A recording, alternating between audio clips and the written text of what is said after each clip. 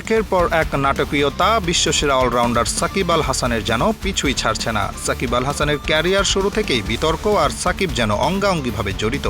বিতর্ক সাকিবকে ভালোবাসে নাকি তারকায় যেচে ডেকে নিয়ে আসেন বিতর্ককে, এই উত্তর দেওয়া বেশ কঠিনই বটে।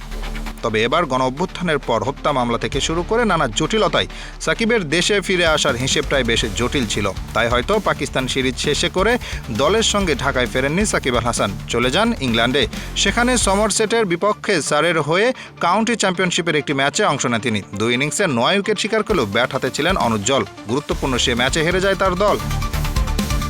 এরপরই ভারতে দলের সঙ্গে যোগ দেওয়ার কথা বিশ্বসেরা অলরাউন্ডারের। গত রোববার ভারতে যায় বাংলাদেশ দল। প্রথম টেস্টের ভেন্যু চেন্নাইয়ে 2 দিন অনুশীলন করে টাইগাররা। ভারত বাংলাদেশের প্রথম টেস্ট শুরু হতে বাকি আর 1 দিন।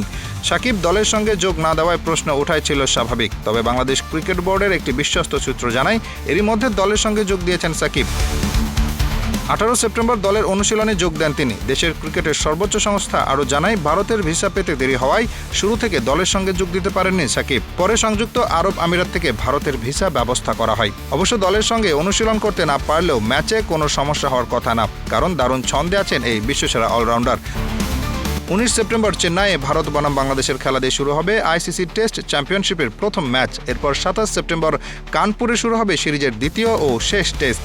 টেস্টের পর 2 দল খেলবে 3টি টি-20। 6, 9 এবং 12 অক্টোবর মাঠে গড়াবে এই 3 টি-20।